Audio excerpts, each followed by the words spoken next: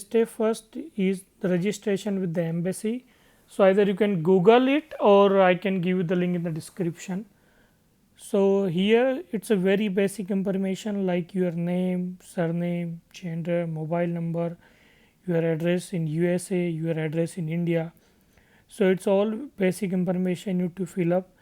And for this field, like it asking for the reason you, so you can provide any proper reason, because now like in VBM 5 and 6 the embassy is not calling you to confirm or give you the priority, or you will just get an email from them that you have registered with them. There will be no reference number or anything. So I think this part, the compelling reason was most important for the VBM first, when there were very less flights and more people to travel. So you need to fill up a separate form for every passenger. If you are like you are three people traveling from a family, you need to fill up three different forms. So three times you need to fill up, so it's a per passenger. Now it's time to register on the VBM portal. So you just need to go to the Air India website, select book flight option and the first option because you are traveling to India. Then it will open up this form or this page. Then you need to select the new user registration because this is the first time we are going to register with the on the VBM portal. So once you select that, it will open up a form, and there are very basic information like departure country, select USA if you are traveling from United States. Then the mission. So in mission you need to select the embassy which is near to you. Like there are multiple options into that. So if you are near to Washington DC, you can select Washington DC. There are all, I mean, other basic information like your address in USA, abroad address, mobile number. For the flight detail, you can select any flight because you may not see your flight into the list, the actual flight you are traveling on. So don't worry, you can select any flight. Then for the COVID test, so there is a, actually it's a programming glitch. So you can select, if you select no, you can select any test because you haven't taken any COVID test, but still it asks you for what kind of test you have taken. So doesn't matter, you can select anything. So this is very simple form, all the basic information. I think you already filled most of the information in the embassy part as well. So I'm just going over the form so you can see what are the options here. And for the case type, you can select any proper reason, so you will not get any call from embassy. You just get an email, there will be no reference number or anything. So this part, just don't worry, you just select the proper reason you have to travel. Then your domicile schedule, like it will be your final destination where you are going. If you are using a feeder file, then that instead you need to select the final destination. For COVID test, if you select no, it will still ask you for a type of test. So you can just ignore that, you can select any test because you haven't taken any COVID test. So don't worry about that part as well, that is like a programming glitch. Make sure you note down the reference number because that is very important. Sometimes the forget option, the retrieval part doesn't work, so please make sure you note down the reference number once you submit this form, because that reference number will be used to book the flight. So now it's time to book the ticket. So go to the Air India website, then click on book flight option, then select the first option. It will take you to the same page. This time we need to click on the registered user because you already registered and we have the reference number. So using the reference number and your passport number, it will redirect you to the booking part. Now I think everybody know how to book, so you just need to select the origin city and the destination. Also one more thing, please look at the schedule because when you select a date when the flight is not operating, you may get like it's sold out or not available, which is misleading. So I would recommend you, let's say from Washington DC, there's 3 flights in a week.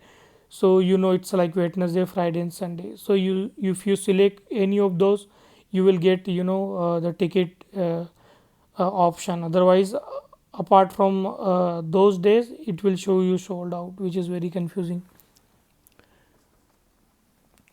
So now and one more thing, like many people reported they get error, like some kind of error while they are trying to book the ticket. So my recommendation would be to use Microsoft Edge, and if you still get error, just clear the cookies, clear the cache, and then try again. I told the same thing to other people over different social media handles, and it worked for them. So for me, Microsoft Edge and a Visa, in my case it was Chase, it worked very well without any problem. Like for in the first time I got the itinerary and a confirmation. So I think the booking part is very simple. The phone number and the email is mandatory for the booking. So once you submit this one, you will get an option to select the seats. So based on the number of passengers, you will get an option to select the seats. So if you have like multiple passengers, the mobile number and the email ID will be recorded for the primary passenger, and same will be used for other the passengers.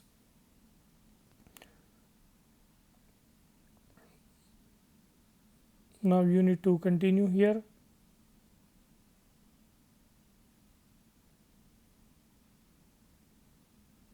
So once you accept the terms and condition and continue, it will ask you to select the seat. So you here you can select like based on the number of passenger. If you select the seat and then continue, it will take you the payment option.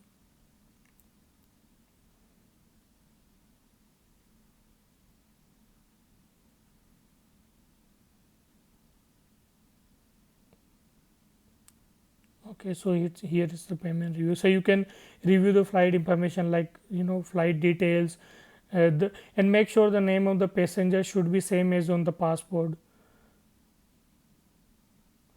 So you can review all the details before making any payment. Then you need to review the condition, then only it will give you, an option to continue. So it's all regular guidelines and warnings about the travel. So here is the price detail, and once you continue, it will take you to the payment gateway.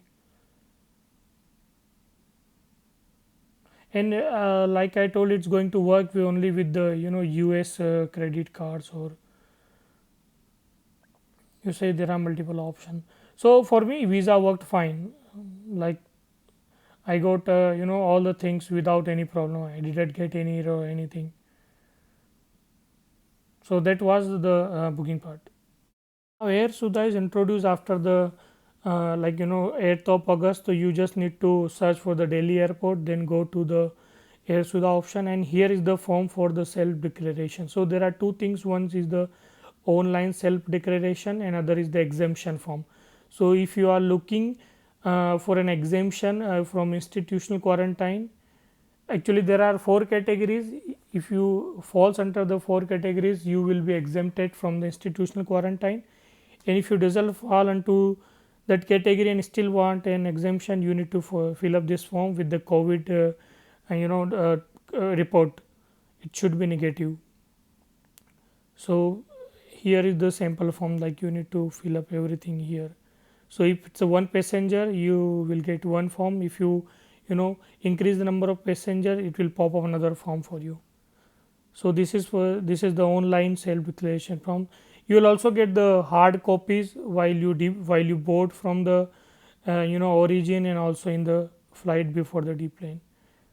Now this part is for the exemption uh, form, like when you want to get an exemption based on the COVID test reports. So both are available on the Delhi website, sorry, the New Delhi Airport website.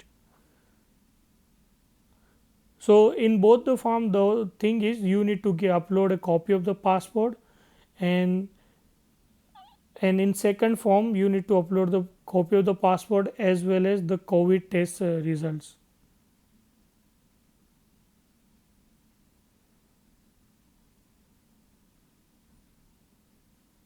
So this is the advisory for few states, and you need to fill up. I think it's a very basic information. So here in the SRO, the request number you can ignore into the self declaration form, but you need to fill up into the exemption form, because you already self declared, you got that number, and you need to use that into the exemption form. So this is to upload the passport. And for the airport origin and destination, you need to use your final destination. Actually, if you have a feeder flight, then you need to select the final destination. In my case, I was exiting Delhi, so I selected Delhi.